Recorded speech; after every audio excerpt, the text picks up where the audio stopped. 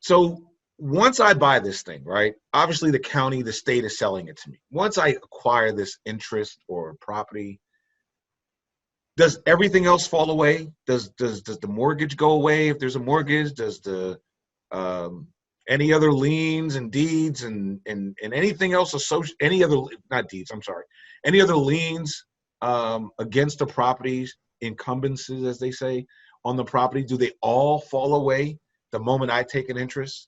Does the mortgage just disappear if I take possession of it as a deed, or, kind of expand on that a little bit? I'll start, Rachel, and you can fill in where I'm off here. But yeah, I guess the standard, every state's different, right? And so every state, you gotta kind of know what you're getting yourself into.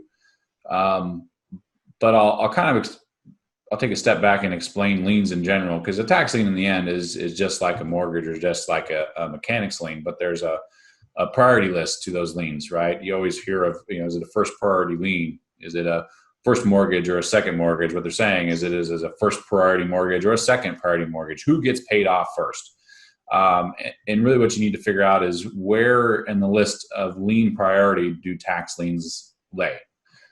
In most states, they lay higher than a mortgage. And so when you buy that tax lien, does the mortgage go away? No. But if you foreclose on that tax lien, part of the process of foreclosing is notifying that mortgage holder. And if they choose to do nothing, then that mortgage is essentially deemed negligible. It's null, right? It's got foreclosed out on because it's lower on the priority. Now, there are certainly several liens that are higher priority than tax liens, or at least on par in the same priority level. And so you got to figure out what those are. Usually municipal liens, so code violation liens, community development district liens, that's the name of them in Florida anyway, are equal priority. And so when you foreclose on that lien and you gain ownership of that property, you may wipe out the mortgage, which is $200,000, rough estimate.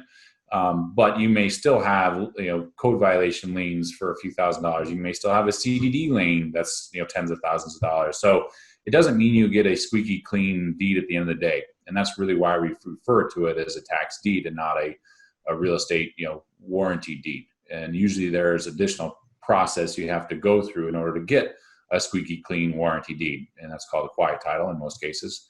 And so, yeah, again, a long answer to because it's a much more complicated situation than a yes or no.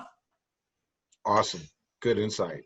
Rachel, did you want to fill in any gaps? I don't think you had any. It kind of to nutshell it a little bit is that in most cases, liens, if you're just doing a lien, buying the lien, gaining the interest, you don't have to worry about all those so much, but there is a percentage of the risk that you are going to eventually own that risk or benefit, depending on how you look at it, of owning that property. And I think that's what Brian's speaking to, is if you get into that category, if there's no redemption during that redemption period and you can now what's called a tax foreclosure on that property or whatever, then you've got all these other pieces to worry about. So still an important piece of your due diligence as a whole to understand what comes with that property.